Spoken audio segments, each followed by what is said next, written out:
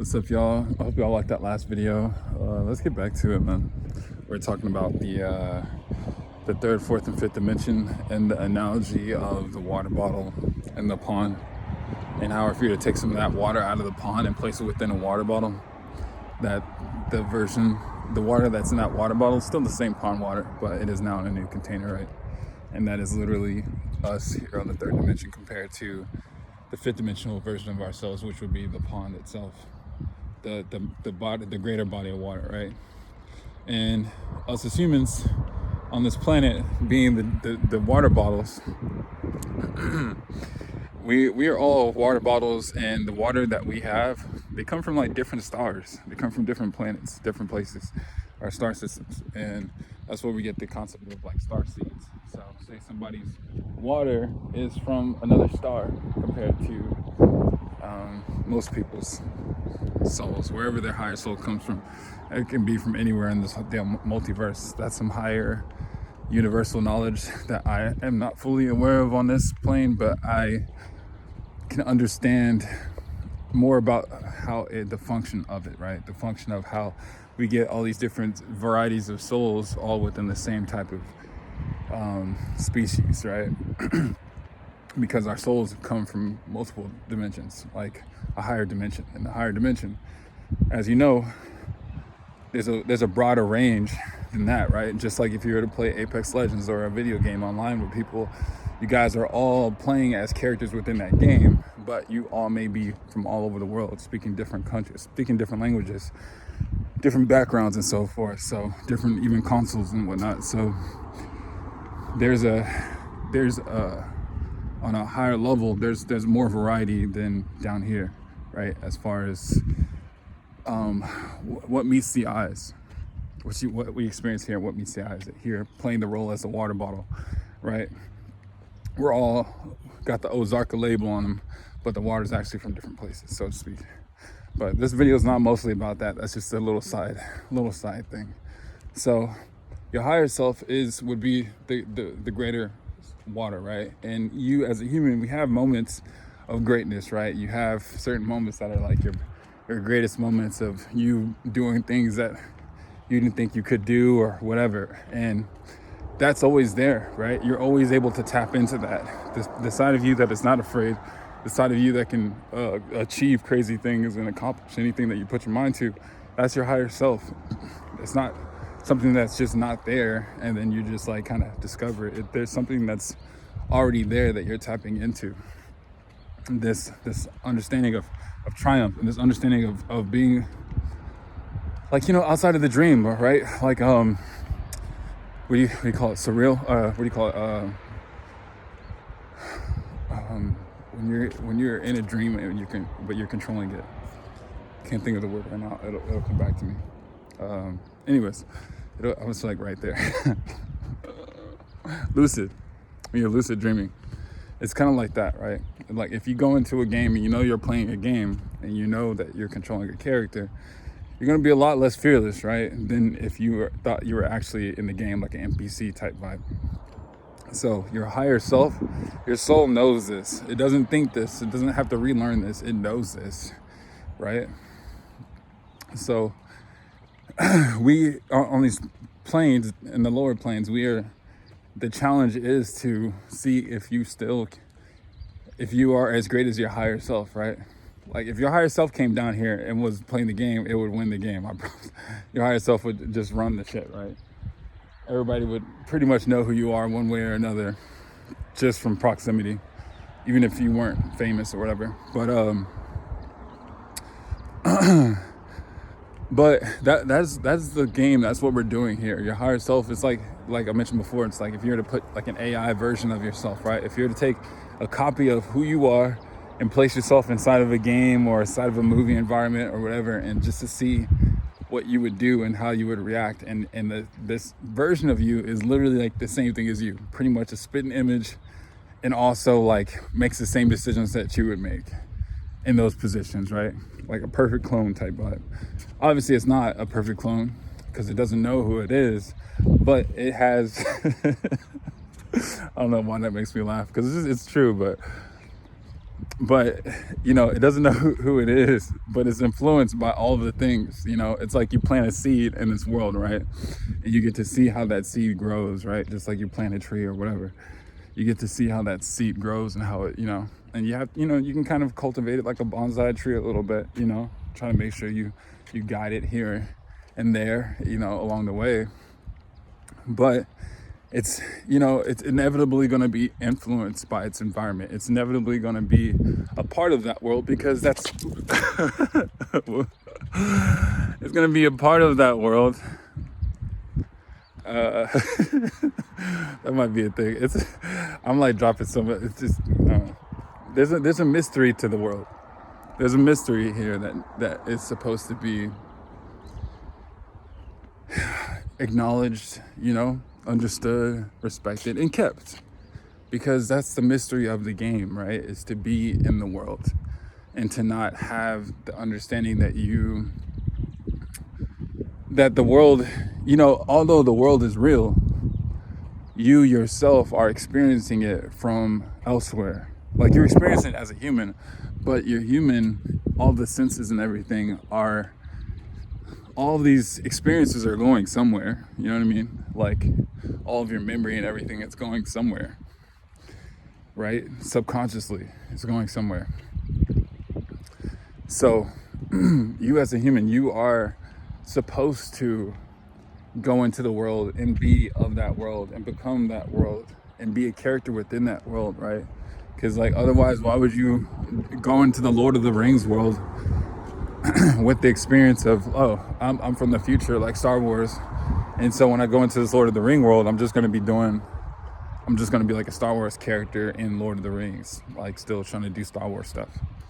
It's like, no, if you're going to go into the Lord of the Ring world, go into the Lord of the Ring world. It's like, put your character in there, let's see what it does. Let's see what it does. Is it going to be a merchant? Is it going to be a warrior? Is it going to be like whatever it wants to be, But you at least get to see and experience what it's like to be in that world from first person and from the fifth dimension, right? Like, so when you return back to your higher self, that version of you that is you right now, you, like I mentioned before, you're pouring that water back into its higher self. You're going back into your main mothership, and you're like, oh, okay, like, I now added this new character to my experience. Now I added another aspect or facet to my being. Now I added something else, like on the fifth dimensional perspective, right? It gains awareness, it gains greatness, it gains knowledge, because even on the higher dimensions, there are multiples of fifth dimensional beings, right? In higher. And I don't know what number dimension this was, but I know I experienced myself in a higher dimension. I think it might have been 7th or something. But I was literally just a star. Like, not star. I was in space, right? I was consciously a collection of stars, like a constellation. But, from the human eye, you would never see it. It's almost like how, like, when you see those pictures of constellations in books, where they'll have, like, the constellation, and then they'll actually show, like, an animal or like a human figure or something, right? Like, they'll show, like, the Archer or whatever, Sagittarius or something like that. So on a higher dimension, you are that. Take it or leave it, whatever. Like, believe me or not, I don't care. Like, everybody will see it once they see it. But on a higher dimension, that's what you are. Like, that same, like, when they draw the pictures of, like, them in, like, light blue kind of color, but they're like a collection of stars. Like, that is literally, and there's a dimension of reality that is actually that. And you, as that being of that collection of stars, each of those star systems has life and has planets and has lifetimes all within them, right? Just like Earth, right? There's lifetimes and lifetimes that happen on Earth, right? On this planet. But if you zoom out from this planet, it's just a speck, right? It's just another piece of light that's out here in the grand cosmos, right? Just like your body, if you zoom in and zoom in and zoom in, there's also intelligent things happening on your body's surface, right? There's functions and things happening underneath the surface. There's microorganisms and everything that all live upon you, right?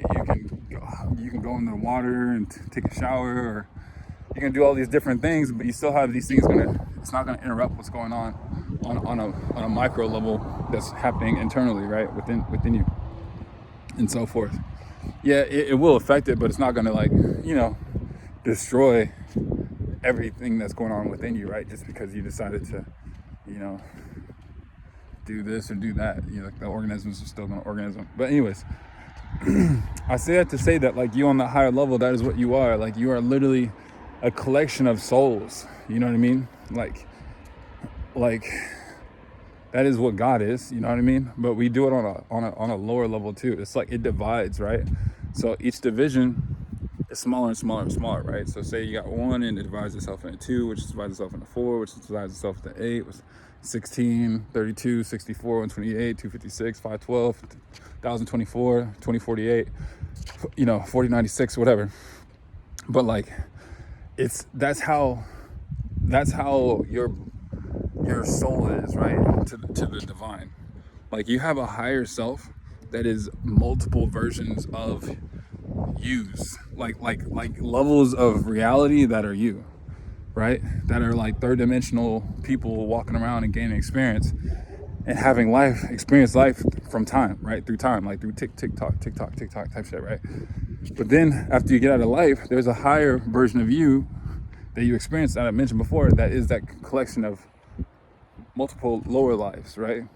And then when you get to a higher dimension, you're a collection of those fifth dimensional lives, right? So you're not just a collection of individual lives, you're now a collection of collections.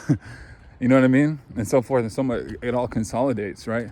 So then now you're a solar system. Oh, okay. Well, you zoom out. Hey, guess what? There's more solar systems, not just you. There's multiple solar systems. And you're like, oh, wow, I am a solar system. I am all the people within the solar system. Oh, all of these people are also me. You know what I mean? And when you're saying you're experiencing it as that, you're not experiencing it as just one human anymore. Your conscious perspective is no longer just one human. You are now, oh, I am everyone. You know what I mean? Like, and they are also everyone. Like, they are also me. Like, I am them, they are me. Like, there's no separation. The idea that we're all different is the illusion, right? But it's a part of the game. It's how we don't go crazy and, to a degree, and feel like we don't have any identity whatsoever out here in the whole cosmos, right? So it's like a consolidation, pretty much. It's a consolidation. And the more that you separate yourself, you feel like different people, right? Like, even right now, if you were to play a video game, right, and you had different saves on that video game, and like Dark Souls or something, right, and each of those characters had different builds and different skill trees and whatnot, and you play each of those characters completely different, right? But playing each of those characters gives you an experience that you didn't get to have before, right? So you get better at the game overall by playing different characters, right? Just like in any fighting game, same thing. If you play all the characters, you're going to be a lot better at the game than somebody who's one character specialist, right? So that's what our souls do. And then after your soul masters all the characters in the game, it's like, oh, okay, now I'm no longer a character, I'm the game. And then the game zooms out, and then you're like, oh, I'm a multitude of games. And you're like, oh, I'm a multitude of studios. Oh, I'm a multitude of, you know what I mean? So forth. So there's a level of conscious awareness that's like that. And the higher you go, the more of a consolidation there is, and the greater that you are because of the consolidation. But there's also an aspect to it too, where you, with that greater awareness and that greater presence, you then have less of an identity to an extent. Like, yes, you have an identity, but it's not the same. You have more, you take on more of the God identity, right? The God presence, the aspect of you that you're not a human. You know what I mean? Like, you're not of a planet. You know that you're now a cosmic being, right? You know that at this level of awareness, it's not the same as just going to, hang out with a bunch of people and just walking around with people on the third dimension and like doing things like hanging out with friends and whatnot. It's not the same kind of thing, right? You're not thinking about life in those ways. It's more of a cosmic thing. It's more of like a cosmic order that you are now understanding that you're a part of. But it's fun though. It's not like, oh, it's just all duty and and I'm just gonna stand here like a statue to the end of time. No, it's not fun. It's a living, breathing experience where we're constantly exploring ourselves and understanding, oh, like, okay, well, let me try this new lifetime out. Or you get to just understand more of the reality, right? Like, even here, if you're to be born as a human, right, you start off as like a little sperm or microorganism, and then when you finally beat that game and you become the one that gets born, there's a whole lot of things that you got to learn on this plane too. If you're as a baby, you're not going to understand what's going on. You're just going to see everything. You don't know that it takes 9 months for a woman to have a child. You're not going to know about sickness. You're not going to know about all of the systems and all of the things that are man-made and all the things that are natural. There's a lot of things that you're just not going to understand until you experience them, go through them. And it's the same thing with the higher planes. There's a whole nother rule book to learn. There's a whole nother aspect of reality, or your current reality, that you have to understand and you have to learn. But when you do come back to yourself, there's also a huge wealth of knowledge and awareness that also comes back to you too on the fifth dimension, because you're coming back to who you are. It's almost like like I mentioned before, like playing a VR game, and you come out the VR game and you get back to life and you're like, oh yeah, okay, what else I got to do today? Like you get back to who you. So here on this plane, we get caught up on a lot of stuff just because we're lost. We're too busy from being in water bottles, and that's the way the world wants us to be. It's water bottles. It doesn't want us to be the larger body of water. That awareness, right? It wants to keep the lid on that water, right? But that's what the fifth dimension is for. It is that the fifth dimension is that tether between the higher dimensions and the lower dimensions, right? It's like it's the part of you that is like salvation. Like when you hear people like say they sell their souls, like I don't know how that stuff works. I don't know how all that stuff goes. But if you were to sell your soul, I would imagine you'd lose your connection to the fifth dimension. And in my opinion, that's probably the worst thing you could ever do, ever, like straight up, because the fifth dimension is a safeguard between you and any third dimensional reality. Just like how you have a bad dream, and whenever you come out that bad dream, like you at least come back here, right? You can have the most worst, craziest night terrors, whatever go on, right? Even the dreams where you feel like you woke up and you're not woken up and you're still in the same dream. Well, at the very least, you wake up, right? And you come back to reality and you realize, oh, okay, it was just a dream. Like, it was not real. Thank God. You know what I mean? Even people having dreams about, them being cheated on or whatever. At the very least, you can wake up and that not be the truth. And that's what the fifth dimension is to us here. There's a safeguard that is like, oh, whew, I'm glad that was just like one life, like one reality. I'm glad that wasn't the whole thing. You know what I mean? And truly, that's what it is. And a lot of this stuff I did not know until my Kundalini activated. I didn't know 80% of this stuff. I'm only speaking from the knowledge that I gained within that moment, the knowledge that I gained of how the interplay of these three dimensions and what we're doing here compared to our higher selves. And it's just like having the horse blinders taken off of you cosmically. Like I mentioned before, it's like having your DNA limiter taken off of you. And what would that do? If you had your strands of your DNA instantly reconnected right now, how do you think that would change your experience? Like, how deeply do you think that would change your experience if your DNA was changed, right? Do you think that would change how you hear things, how you see things, how you feel things, like your memory? What do you think it would change, like how smart you can pick up on things? What all do you think that would change? Your DNA is literally the base code of your existence, right? Your consciousness, your mind, body, and soul. So, well, if you can fathom what that would be like to your experience, now we're talking about the difference between here and the higher dimension, and cosmically the truth of the world. If you can imagine having your DNA connected back on, if you can imagine what that would do, the potential, if you can imagine the potential try to imagine the potential, and don't be limited. Don't be limited, because if you just look at what all your DNA can actually affect right now, think about that, but then think about the parts that aren't connected, which are probably the most important parts, right? Some of the most important parts, or pivotal, or whatever, I don't know. But if you can imagine what that experience would be, you would understand a little bit more of what the gap is and what we're missing out on between here and the truth. Because we're seeing partial truth, but not the whole thing. You know, the whole thing is a lot more vibrant. It's a lot more, like I said, like a fever dream. It's a lot more like whoa, kind of trippy a little bit, you know, but more expansive. Like your whole experience, your whole way of seeing everything is a lot more just like godly, kind of, I don't know, whatever.